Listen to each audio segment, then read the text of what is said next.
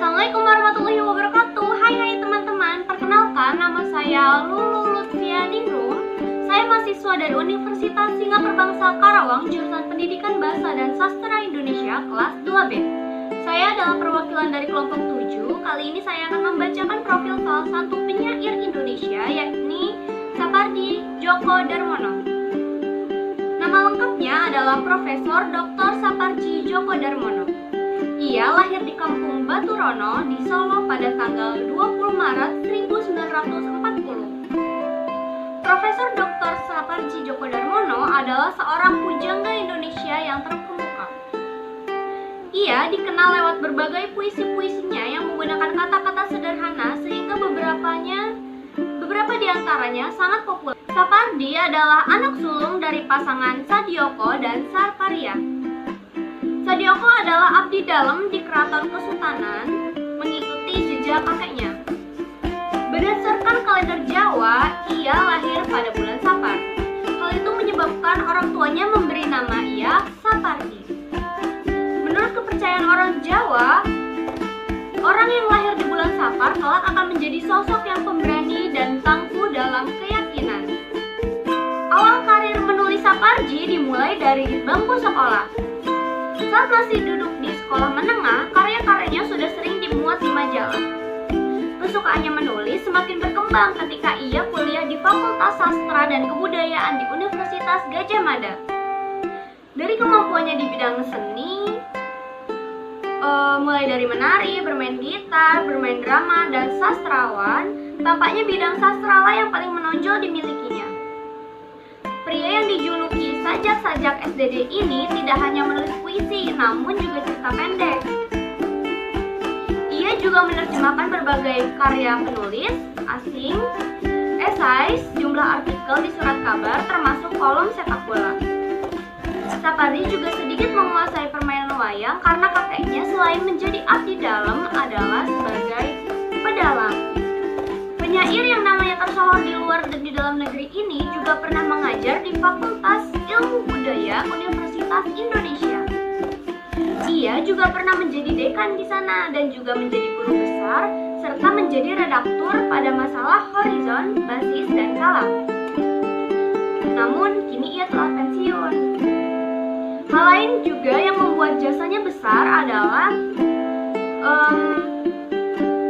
ia merintis dan memprakarsitkan Himpunan Sarjana Kesusastraan Indonesia atau disebut HIKSI. Pendidikan Sapardi Djoko Darmono. Sapardi Djoko Darmono bersekolah dasar di Kesatrian, SMP di SMP 2 Mangkunegaran, SMA di SMA 2 Margoyodan, dan kuliah di jurusan Sastra Barat Fakultas Sastra dan Kebudayaan Universitas Gadjah Mada. Selanjutnya, saya akan membacakan karir yang ia jalani. Ia pernah menjadi guru besar ilmu sastra, membantu dekan 1 Fakultas Ilmu Pengetahuan Budaya Universitas Indonesia, dekan Fakultas Ilmu Pengetahuan Budaya Universitas Indonesia, ketua program Pancasarjana Fakultas Ilmu Pengetahuan Budaya Universitas Indonesia, pendiri Himpunan Sarjana Kesusastraan Indonesia atau disebut dengan HIKSI, dosen Universitas Diponegoro, direktur pelaksanaan Yayasan Indonesia, dosen tetap di Fakultas Ilmu Pengetahuan Budaya Universitas Indonesia, anggota Dewan Kesenian Jakarta, pelaksanaan harian Pusat Dokumentasi HB Jasin, anggota redaksi majalah Kebudayaan Basis, country editor untuk majalah Tenggara, konsepponden untuk Indonesia Circle, pendiri Yayasan Puisi dan menerbitkan jurnal puisi. Sapardi Djoko Darmono telah membuat banyak sekali puisi, yang diantaranya berjudul Aku Ingin, Hatiku Selembar Daun, Hujan Bulan Juni, Yang Fana Adalah Waktu, Pada Suatu Hari Nanti, Akulah Si Telaga, Huntikan Hujan,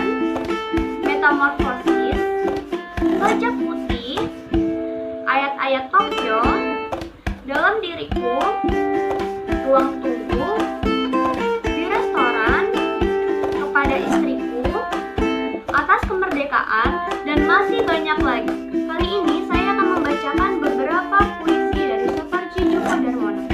Di antaranya adalah Yang Fana Adalah Waktu dan Atas Kemerdekaan. Yang Fana Adalah Waktu, karya Sapardi Djoko Darmono. Yang fana adalah waktu. Kita abadi, memungut detik demi detik, merangkainya seperti bunga. Sampai pada suatu hari, kita lupa untuk apa.